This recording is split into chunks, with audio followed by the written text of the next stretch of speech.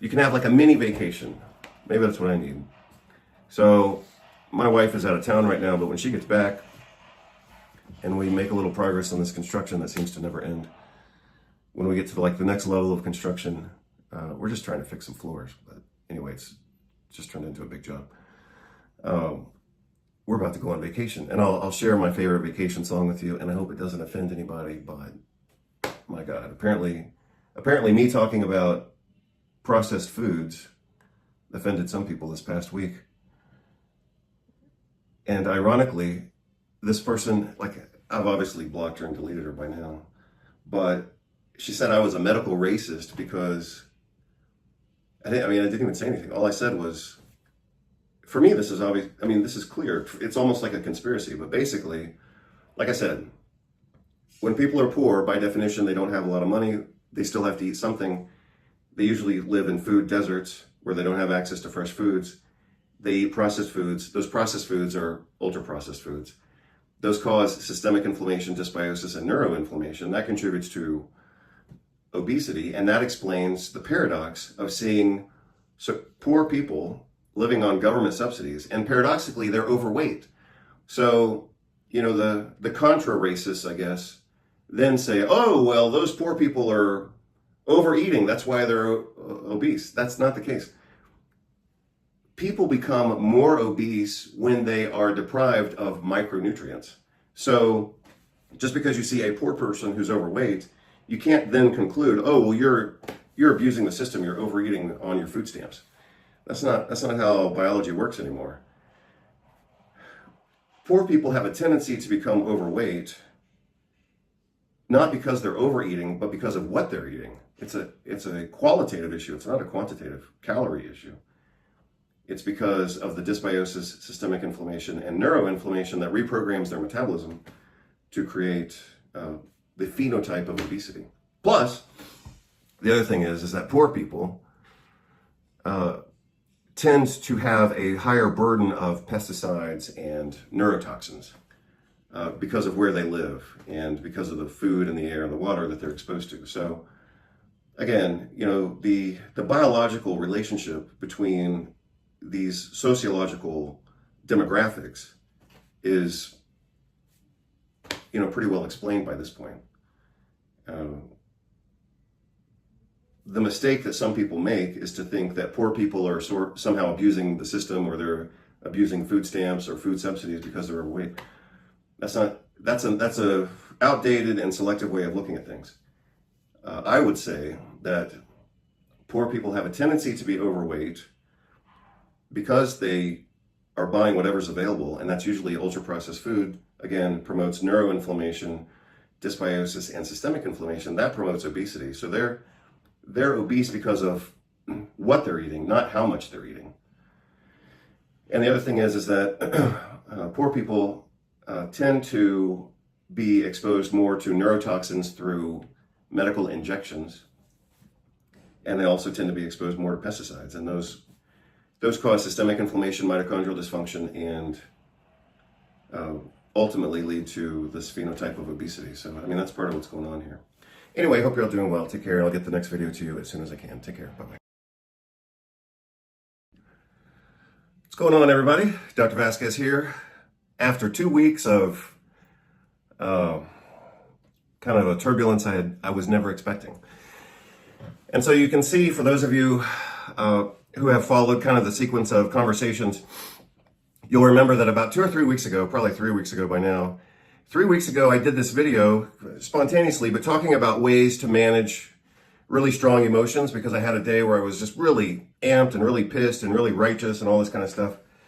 And so I did a video talking about how to manage those types of emotions, because even if we're right, we don't want to be totally, crazy and offensive and make the situation worse. So for example, if I'm right in my perception that somebody's ripping me off, I have every right to be angry and upset about that, of course. But if I go too far with that and I make things worse, then I'm contributing to the problem. So that was kind of the conversation that I created a few weeks ago, probably 3 weeks ago. You can find it on the website.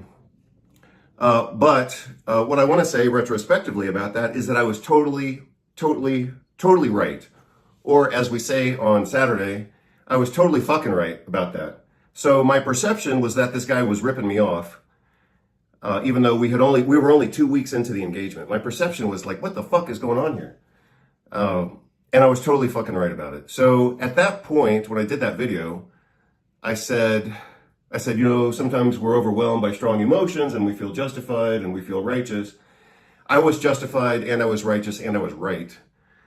Retrospectively, of course. So the whole thing, obviously any engagement, whether it's business or friendship or whatever, starts out fine because everyone's putting on their happy face. But with time, we learn what the hell is going on. And with this guy, he was giving me all kind of happy face and, oh, we're trying to help you and we're the best for your situation and all this kind of stuff. So, obviously the whole thing started out reasonable. And I know how to, I'm pretty good at reading people, but sometimes people fake it, Sometimes, even manipulators and psychopaths, they know how to play the game. I mean, they're programmed to play the game better than you and better than me. So, I mean, they're manipulative by their programming, basically. They're kind of like, human predators, basically. So, I know about that stuff. It's not my first rodeo. Excuse me. This is not my first rodeo. But immediately after the engagement, and it was just accounting. I mean, I'm not doing anything complicated. I'm trying to pay my freaking taxes and I'm trying to do things right. But this guy was just a predator. And 2 weeks into the engagement, I could see that this thing was just going to hell. And that's why I did that video. I was like, what? I saw what was going on. I called him out on it. And he said, no, everything's okay. And then as things progressed, it just got worse. So to the point of like lawsuits and countersuits. And the thing about it is, in California, accounting fraud at the felony level starts with a $500,000 penalty. So, hey man, you wanna call my bluff? I'll call yours. And we'll start with a $500,000 penalty for felony accounting fraud, if that's what you want to do. So that's what I got to do for the past 2 weeks, among other things, of course. So, anytime any of us have like some big event or clusterfuck, or it could be something good, I suppose, but worse if it's bad, then that serves obviously as a big distraction from other things that we'd rather be focusing on. And I would rather be focusing on science, psychology, philosophy, and not dealing with coordinating between accountants and attorneys and all this kind of stuff. So now I feel like I get to go back to my normal life. So consistent with that, I'm going to talk about 4 different things right now. And the 5th thing is I need a vacation. I'm ready for a vacation. So I might play a clip of one of my favorite vacation songs, and hopefully it won't offend any of you.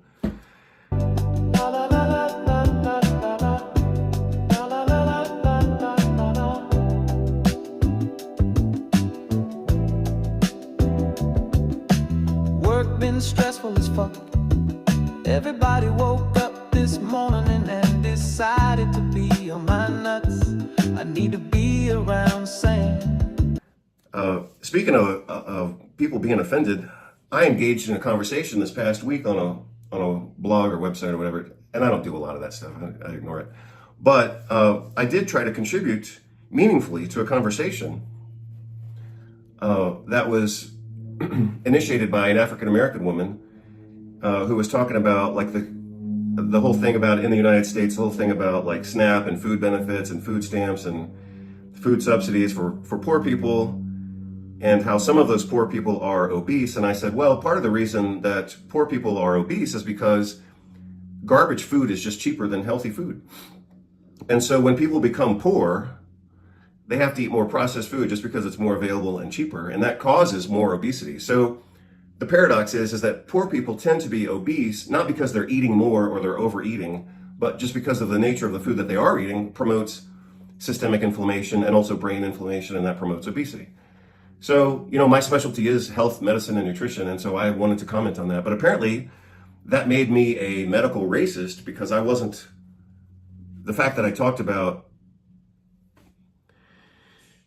some connection between like biology and metabolism and economy and politics, somehow that got me labeled as a medical racist. I didn't even know that was possible.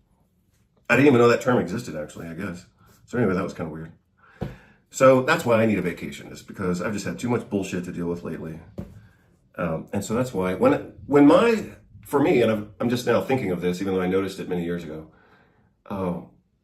If I'm having a great time, then I'm happy to study biochemistry, health science, nutrition, psychology, philosophy. If I'm having a bad time, like with some event or distraction or work or projects or whatever, then I also like to go back to health science, nutrition, medicine, philosophy, because those things are very organized. And sorry, let me put my picture of my dog, or you can see it. That's Bruno. Bruno was murdered by my neighbors in Spain, and my wife painted this picture of Bruno, in case you were wondering. So if I feel great, then yeah, I want to study philosophy. If I feel distracted or gaslit or confused, then yeah, I go back to psychology and philosophy, because those things are very structured. And that's why I've decided to go back and look at some of Nietzsche's work, because Nietzsche is commonly criticized for not being systematic. But I don't have that perception of his work. I perceive Nietzsche's work as just being very eclectic and organized, kind of like from paragraph to paragraph. I mean, the entire book, or a entire work, for example, especially his nonfiction work, may appear to be disjointed, but I mean, look at the people who are, look at the systematic philosophers that we've had. Their work is usually absolutely pathetic. So, I mean, if you look at, who's that British guy that I can't stand? Maybe that's why I can't remember his name, because I try to ignore him.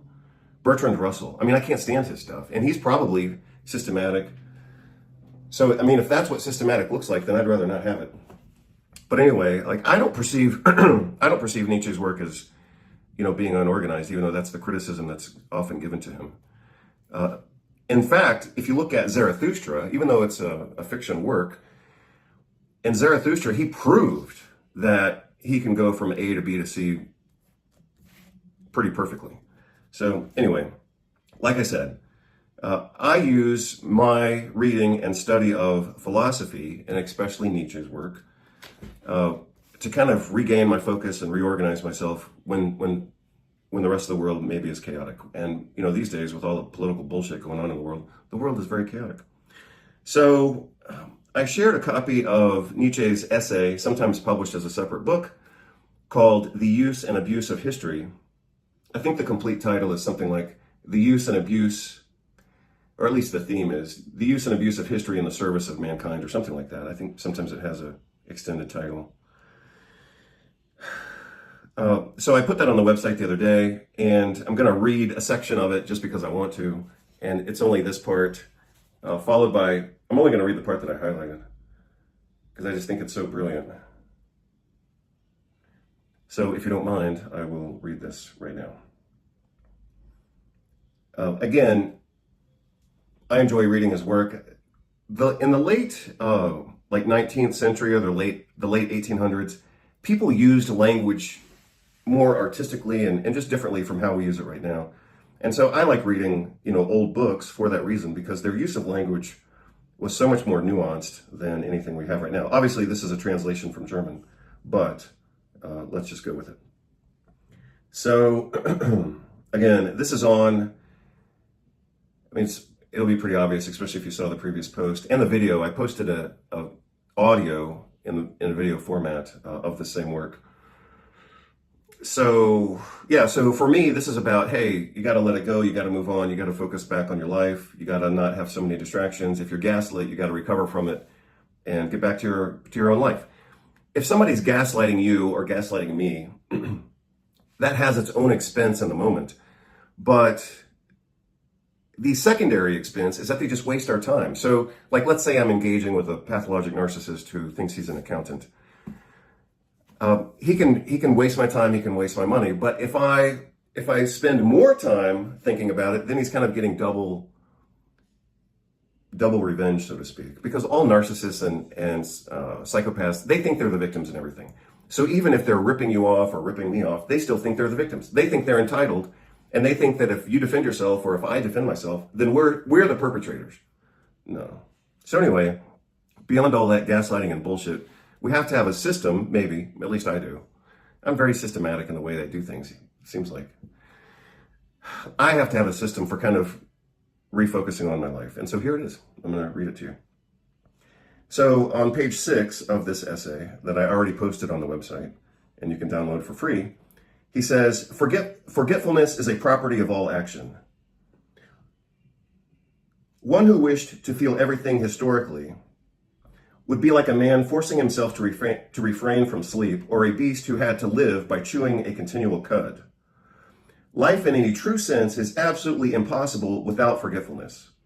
Or to put my conclusion better, there is a degree of sleeplessness, of rumination, of historical sense, or kind of being obsessive, that injures and finally destroys the living thing, be it a man or a people or a system of culture.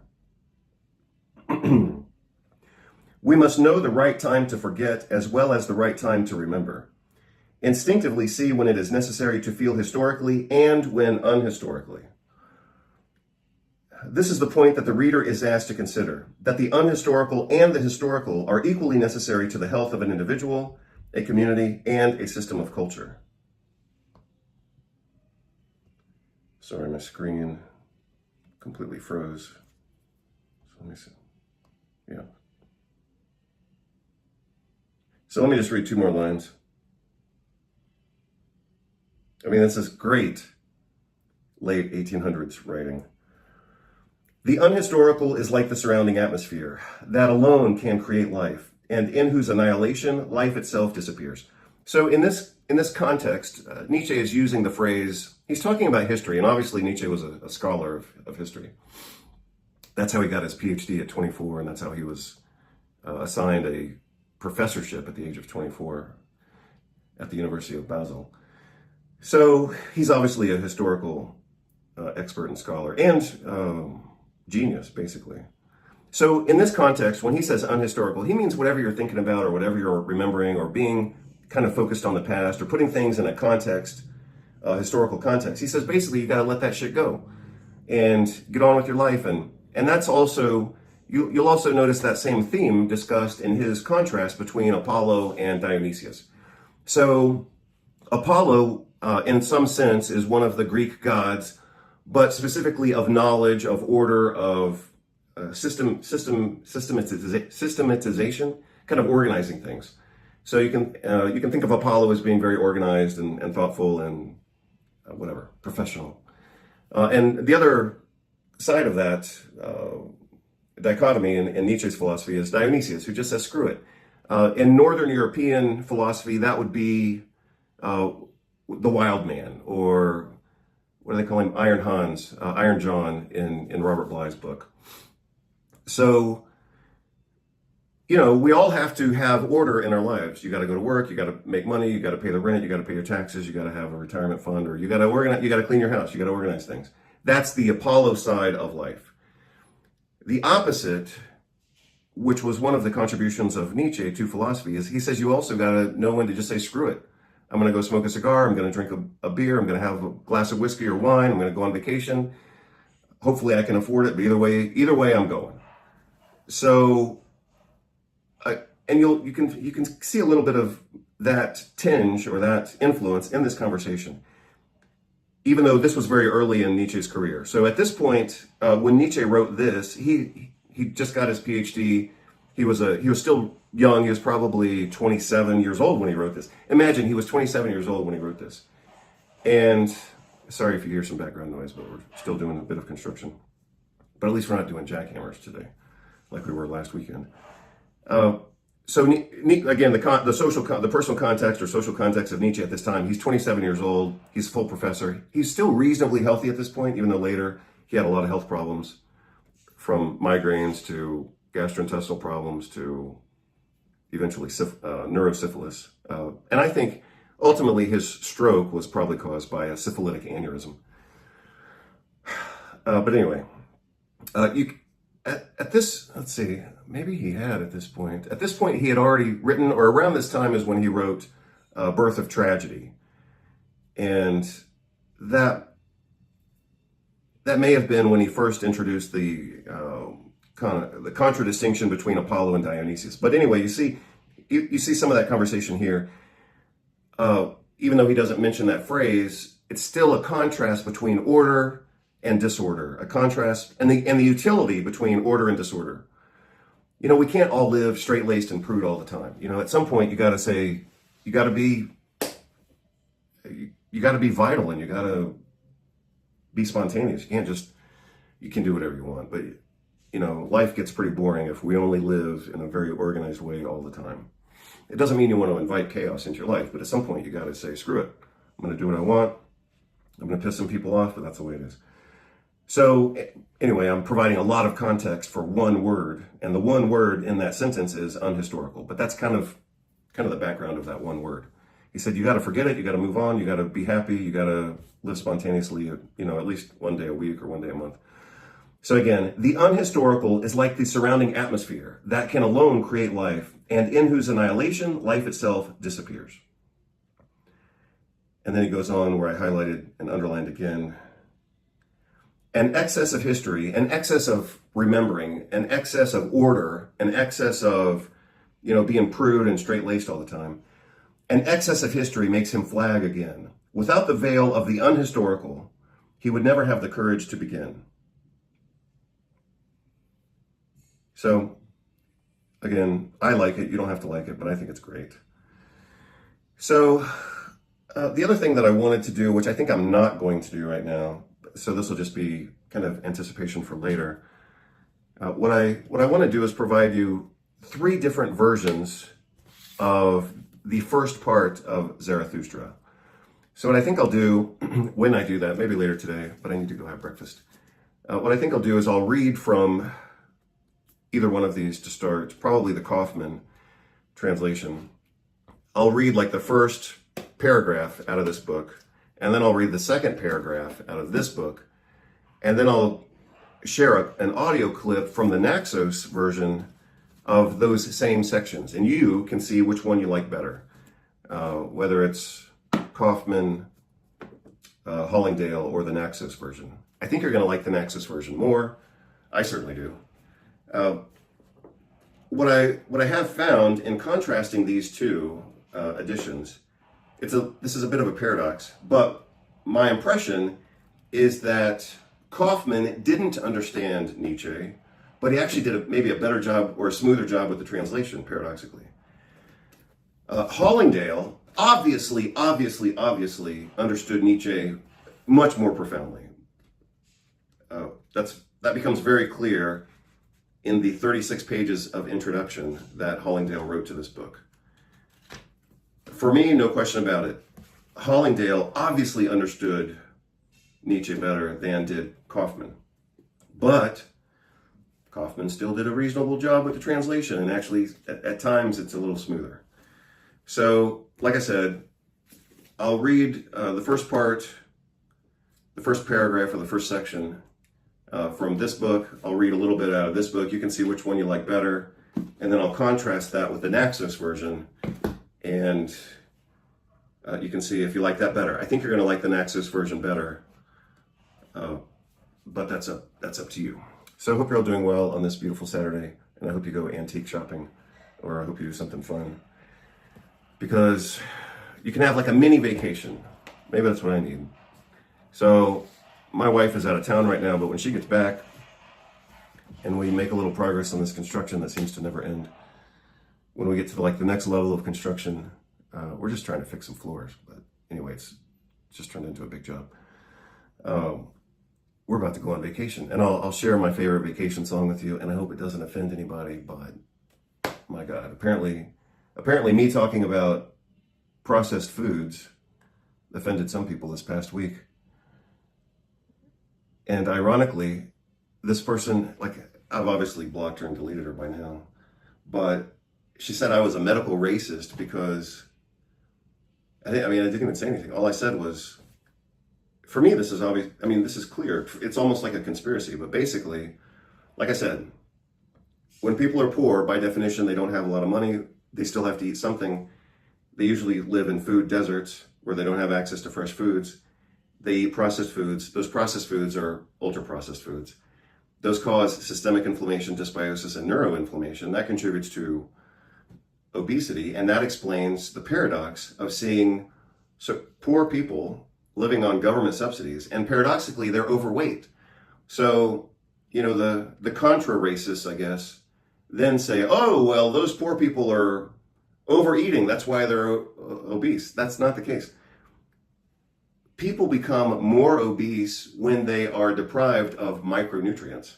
So just because you see a poor person who's overweight, you can't then conclude, oh, well, you're abusing the system, you're overeating on your food stamps. That's not how biology works anymore. Poor people have a tendency to become overweight, not because they're overeating, but because of what they're eating. It's a qualitative issue. It's not a quantitative calorie issue. It's because of the dysbiosis, systemic inflammation, and neuroinflammation that reprograms their metabolism to create the phenotype of obesity. Plus, the other thing is that poor people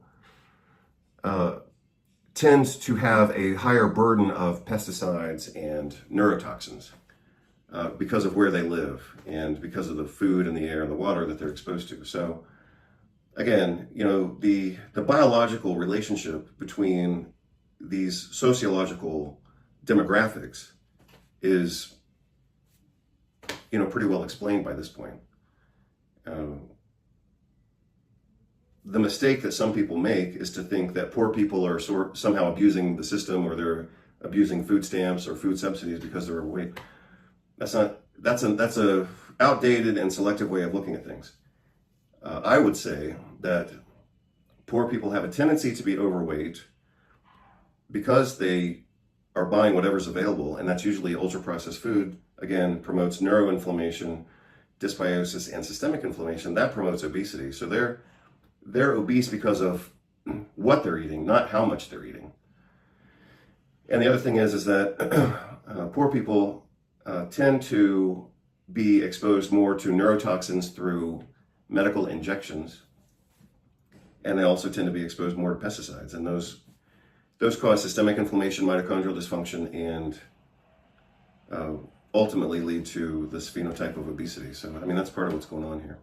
Anyway, hope you're all doing well. Take care. I'll get the next video to you as soon as I can. Take care. Bye-bye.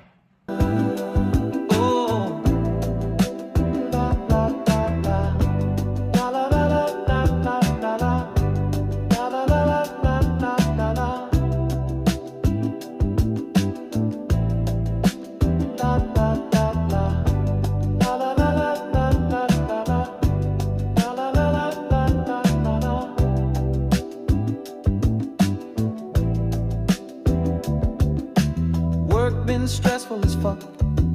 Everybody woke up this morning and decided to be on my nuts. I need to be around sand, beautiful bitches with tans, conversation with hotel staff, and I don't understand what they saying. That's the plan. Oh, I've been working too hard. Need a dope ass balcony view with a Cuban cigar. I deserve that shit, a break from the game.